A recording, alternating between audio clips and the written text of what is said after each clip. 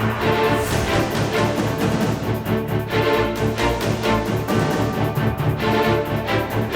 அன்பு சகோதர சகோதரிகளே, இயேசு அழைக்கிறார். பங்காளர்களே, உங்களோடு நான் பேச விரும்புகிறேன். உங்களோடு நான் ஜெபம் பண்ண விரும்புகிறேன். நானும் என் குடும்பத்தினரும் இயேசு அழைக்கிறார் ஜெப வீரர்களும் வீராங்கனைகளும் கர்த்தர் உங்களை பாதுகாத்து அவருடைய செட்டைகளின் மறைவில் வைக்கும்படியாக அவரிடம் மன்றாடி ஜெபித்து வருகிறோம். உங்களில் ஒருவரும் குறைவுபடக்கூடாது. இஸ்ரவேல் ஜனங்கள் ஒருவர் கூட குறைவுபடவில்லை. ஒருவருடைய காலும் வீங்கவில்லை, ஒருவருடைய செருப்பும் தேயவில்லை, ஒருவருடைய வஸ்திரமும் பட்டு போகவில்லை. அவர்கள் அத்தனை பேரும் கர்த்தரால் காக்கப்பட்டார்கள். 40 வருடங்கள் கர்த்தருடைய சித்தத்தின்படி நடந்தவர்கள் எல்லாரும் காக்கப்பட்டார்கள். அதே போல இயேசு அழைக்கிறார், பங்காளர்கள் ஆகிய நீங்கள் காக்கப்பட வேண்டும் என்று நாங்கள் குடும்பமாக ஜெபம் பண்ணி வருகிறோம். நீங்களும் எங்களுக்காக ஜெபம் பண்ணி வருகிறீர்கள். அதற்காக நன்றி, கொடாகுடி நன்றி. எனக்கு அருமையானவர்களே, எதனால் இந்த கொள்ளை நோய்? வேதத்தை வாசித்து பாருங்கள்.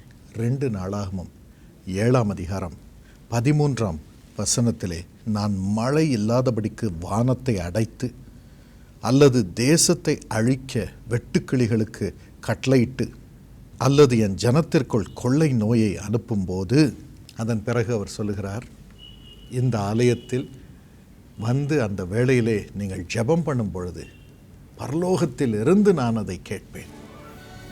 நான் தேசத்திற்கு க்ஷேமத்தை கட்டளையிடுவேன், அதன் மூலம் உங்களையும் தப்புவிப்பேன் என்று அவர் சொல்லுகிறார்.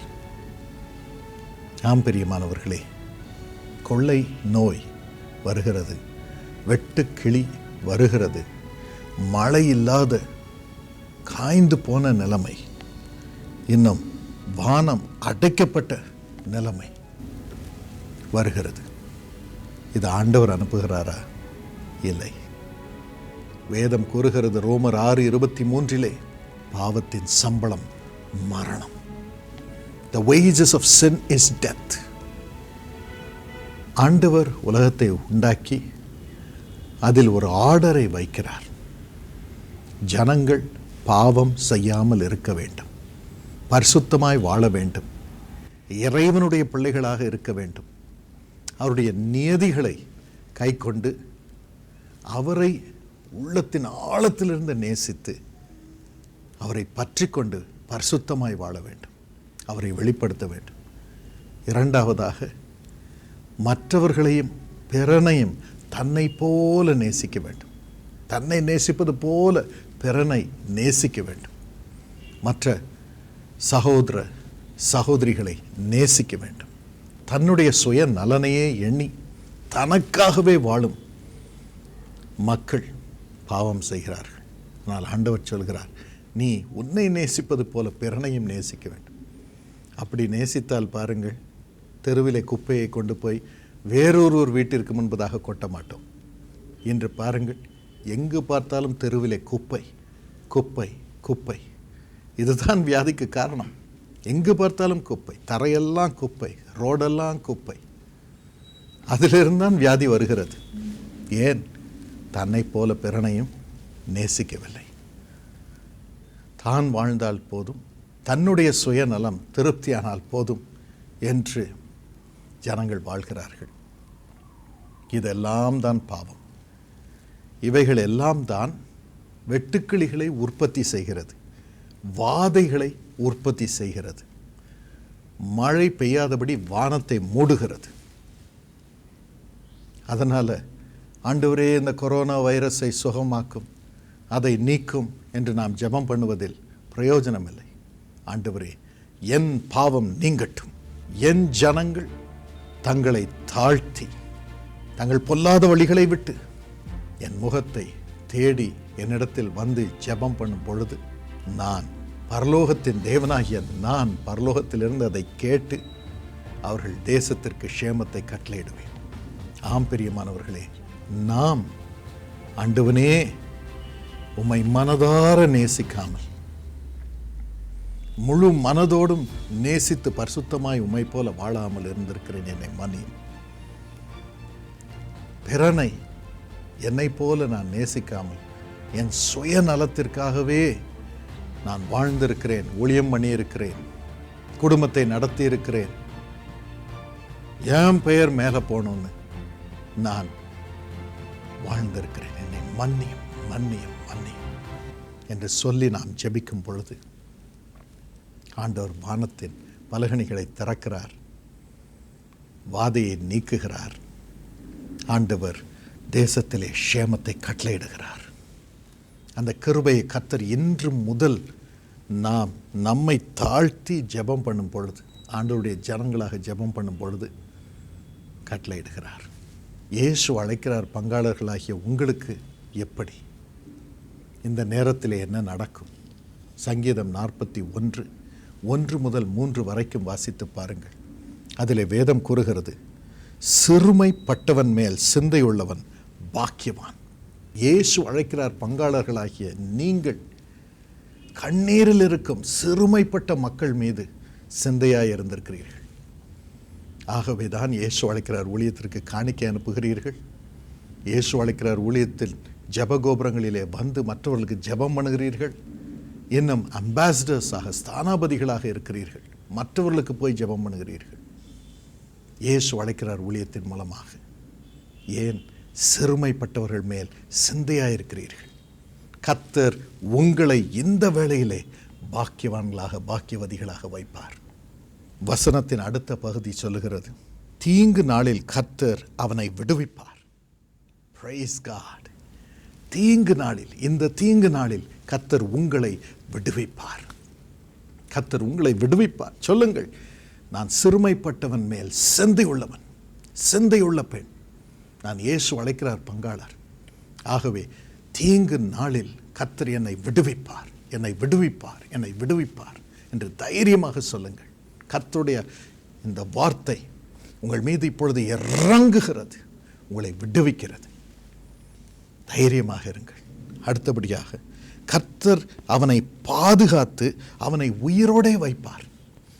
இந்த வாதையின் மத்தியிலே கர்த்தர் உங்களை பாதுகாத்து உங்களை உயிரோடே வைப்பார். சொல்லுங்கள், கர்த்தர் என்னை பாதுகாத்து என்னை உயிரோடு வைப்பார், என் குடும்பத்தினரை உயிரோடு வைப்பார். மக்கு ஸ்தோத்திரம் சுவாமி, மக்கு ஸ்தோத்திரம் சுவாமி, மக்கு ஸ்தோத்திரம். ஒவ்வொரு பங்காளரையும் உயிரோடு வையும் அப்பா, ஒவ்வொரு பங்காளரையும் பாதுகாத்தல சுவாமி. ஒவ்வொரு பங்காளரையும் தீங்கில் இருந்து விடுவியுமே சுபா, விடுவியுமே சுபா, விடுவியும், அவர்களை விடுவியுமே சுவின் நாமத்தினால். Yes Lord, do it Lord. செய்ய சுவாமி, செய்ய. இன்னும் பூமியில் அவன் பாக்கியவானாய் இருப்பான், அவள் பாக்கியவதியாய் இருப்பாள். அவன் சத்துருக்களின் இஷ்டத்துக்கு நீர் அவனை ஒப்புக்கொடீர். படுக்கையின் மேல் வியாதியாய் கிடக்கிற அவனை கர்த்தர் தாங்குவார். அவனுடைய வியாதியிலே அவன் படுக்கை முழுவதையும் மாற்றி போடுவார், மாற்றி போடுவார், மாற்றி போடுவார். உங்கள் வியாதியிலிருந்து உங்களை விடுவித்து சுகமாக்கி உங்கள் படுக்கையின் நிலையை மாற்றப் போகிறார், வியாதியின் நிலையை மாற்றப் போகிறார். பக்தன் சொல்கிறான், கர்த்தாவே என் மேல் இரக்கமாயிரும், உமக்கு விரோதமாய் பாவம் செய்தேன், என் ஆத்துமாவை குணமாக்கும் என்று நான் சொன்னேன். என் ஆத்துமாவை குணமாக்கும், உமக்கு விரோதமாய் செய்த பாவங்களை எல்லாம் மன்னியும். அப்படியே நாம் ஜெபம் பண்ணுவோம், அறிக்கை செய்வோம். இந்த வசனத்தின்படி கர்த்தர் உங்களை காத்துக்கொள்வார், நிறைவான பலனை கொடுப்பார். ஏசப்பா, சிறுமைப்பட்டவர்கள் மீது சிந்தையாயிருக்கும் இந்த இயேசு அழைக்கிறார் பங்காளர்களை பத்திரமாய் காத்துக்கொள், பாக்கியசாலிகளாக வையும் அப்பா, பாக்கியசாலிகளாக வையும். ஆண்டவனே, என் பாவத்திலிருந்து மனம் திரும்பி உம்மிடம் மன்றாடுகிறேன் அப்பா, ஜனங்களுக்காக மன்றாடுகிறேன், அவர்கள் நிமித்தம் மன்றாடுகிறேன். என் பாவத்தை மன்னியும் என்று சொல்லி ஜெபம் பண்ணி ஊழியத்தையும் தாங்கி வரும் உமது பிள்ளைகளை இன்று ஆசீர்வதியும் அப்பா, ஆசீர்வதியும். இந்த தீங்கு நாளில் அவர்களை விடுவியும், தீங்கிலிருந்து விடுவியும் ஏசப்பா. இரண்டாவதாக அவர்களை பாதுகாத்து அவர்களை உயிரோடே வையும் அப்பா, உயிரோடே வையும் அப்பா, உயிரோடே வையும் அப்பா. தயவு செய்து அவர்களை பாதுகாத்து உயிரோடு வையும். தயவு செய்து அவர்களை பூமியிலே பாக்கியசாலிகளாக வையும். இந்த நாட்களில் வேலை இல்லை, பணம் அவர்கள் கையிலே வராது சுவாமி. ஆனால் அற்புதமாக அவர்களுக்கு ஒரு வாசலை திறந்தரும். இருக்கும் பணம், இருக்கும் பொருள் பெருக ஆரம்பிக்கட்டும். Let it multiply, multiply, multiply. எல்லா தேவைகளும் சந்திக்கப்பட கிருபை செய்யும். வேலைக்கு போக முடியாமல், அதனால் கூலி பெற முடியாமல், ஊதியம் பெற முடியாமல் தவிக்கும் அந்த பிள்ளைகளை கண்ணோக்கி பாரும் அப்பா, பாரும். ஒவ்வொரு நாளும் வேலை செய்தால்தான் ஊதியம், இல்லை என்றால் ஒன்றுமில்லாமல் சாப்பிட முடியாமல் தவிப்போம். இந்த நிலைமையில் இருக்கும் மக்கள் அனைவருக்கும் பாக்கியத்தை அற்புதமாக கட்டளையிடும். அவர்கள் வியாதி கட்டிலில் இருந்து அவர்களை எழுப்பும் அப்பா, எழுப்பும். அவர்களை ஆசீர்வதி. மகிமை விளங்குவதற்காக நன்றி இயேசுப்பா.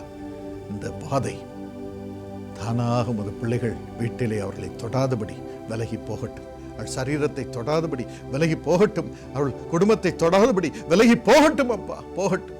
ஒவ்வொரு இயேசு அழைக்கிறார் காருண்யா சீஷா பங்காளர்களையும் ஜெப வீரர்களையும் ஸ்டாஃபையும் பத்திரமாய் காத்து அனைவருக்கும் ஒளி விளக்காய் இருக்கும்படி அவர்களை பலப்படுத்த சுவாமி. ஜெபிக்கிறவர்களாக வைத்து, உத்தமர்களாக உமது வார்த்தையை சொல்லுகிறவர்களாக வைத்து, எல்லாருக்கும் ஆறுதல் தரும் உமது பெட்டகமாக அவர்களை பாதுகாத்தரலும். இந்த அருளைனை தருவதற்காக நன்றி, கோடாகுடி நன்றி, கோடாகுடி நன்றி. இயேசுவின் நாமத்தில் ஆமென். என் அருமை சகோதர சகோதரிகளே, என்னுடைய ஃபேஸ்புக்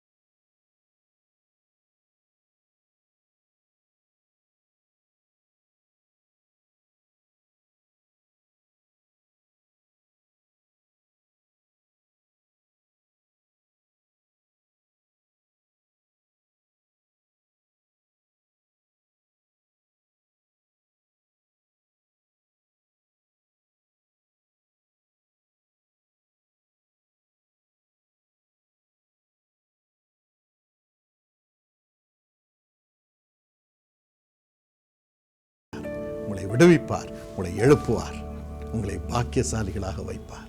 இயேசு அழைக்கிறார் ஊழியம் உள்ளமுடைந்த மக்களுக்காக ஜெபித்து தேவனின் அன்பையும் ஆசீர்வாதத்தையும் அற்புதத்தையும் கொண்டு வரும் பெரிதான நோக்கத்தில் தெய்வ தரிசனத்தின்படி தொடங்கப்பட்டு கடந்த 50 ஆண்டுகளாக சிறப்பாக செயல்பட்டு வருகின்றது. இதன் ஒரு பகுதியாக மக்கள் வசிக்கும் இடங்களுக்கு மிக அருகாமையிலேயே மக்கள் எளிதாக வந்து ஜெபித்து செல்ல வசதியாக ஆங்காங்கே ஜெப கோபுரங்கள் நிறுவப்பட்டு வருகின்றன. காலை 8 மணி முதல் இரவு 8 மணி வரை திறந்திருக்கும் ஜெபகோபுரங்களில் டாக்டர் பால் தினகரன் மற்றும் குடும்பத்தினரால் பயிற்றுவிக்கப்பட்ட ஜெபகோபுர ஜெப வீரர்கள் உங்களுக்காக ஜெபிக்க காத்திருக்கிறார்கள். நீங்கள் ஜெப கோபுரங்களுக்கு நேரடியாக வந்து ஜெப வீரர்களிடம் உங்கள் பிரச்சனைகளை எழுதி கொடுக்கும்போது அவர்கள் உங்களுக்காக தேவனிடம் மன்றாடி ஜெபித்து உங்களுக்கு ஓர் அற்புதத்தை பெற்றுத்தர காத்திருக்கிறார்கள். அதோடு நீங்கள் தேவ சமூகத்தில் தனிமையில் அமர்ந்து உறவாடி ஜெபிக்க தியான அறையும் உண்டு. மேலும் இங்கு வழங்கப்படும் ஜெப எண்ணெயை நோயுள்ளவர்களின் மீது பூசி ஜெபிக்கும் போது தேவன் அவர்களுக்கு அற்புத சுகத்தை தந்து ஆசீர்வதிக்கிறார். மேலும் உங்கள் ஜெப தேவைகளுக்கு 04445999000 என்ற எண்ணிற்கு அழைக்கவும். மேலும் ஜெப கோபுரங்களுக்கு வர முடியாமல் தவிக்கும் பிணியாளிகளுக்கு வீட்டிற்கே வந்து ஜெபித்து அவர்களுக்கு சுகத்தை பெற்றுத்தர ஜெப கோபுர ஜெப வீரர்கள் ஆயத்தமாக இருக்கிறார்கள். இயேசு அழைக்கிறார் ஜெப வீரர்கள் உங்கள் வீட்டிற்கு வந்து ஜெபிக்க வேண்டும் என்று விரும்பினால் 04423456677 என்ற எண்ணிற்கு அழைக்கலாம். அன்பார்ந்த நேயர்களே, இவ்வாறு இலவசமாக செய்யப்பட்டு வரும் இயேசு அழைக்கிறார் ஜெப கோபுர சேவைகள் அனைத்தும் எங்களால் செய்ய முடிந்ததற்கு மிக முக்கிய காரணம் இயேசு அழைக்கிறார் ஊழிய பங்காளர்களாகிய உங்கள் பிரார்த்தனைகளும் தியாகம் நிறைந்த நன்கொடைகளுமே. தொடர்ந்து தாங்குங்கள். நீங்கள் வழங்கும் நன்கொடைகள் இன்னும் கண்ணீரில் தவிக்கும் கொடான கொடி மக்களின் கண்ணீரை துடைக்க உதவியாக அமைவதோடு உங்களுக்கும் தலைமுறையாக ஆசீர்வாதங்களை கொண்டு வருவது 100 மடங்கு நிச்சயம். உங்கள் நன்கொடைகளை ஆன்லைன் மூலமாக credit card, debit card, net banking வழியாக அனுப்ப www.jesuscalls.org என்ற நமது இணையதளத்தில் வசதிகள் செய்யப்பட்டுள்ளது. மேலும் இந்த ஸ்கிரீனில் காணும் QR கோடை ஸ்கேன் செய்து UPI மூலமாகவும் உங்கள் மேலான நன்கொடைகளை இயேசு அழைக்கிறார் ஊழியத்திற்கு எளிமையான வழியில் அனுப்பி கொடான கோடி மக்களின் கண்ணீரை துடைக்க உதவலாம். இது இயேசு அழைக்கிறார் ஊழியம். உங்களால் உங்களுக்காக இயங்கி வரும் தேவனின் ஊழியம்.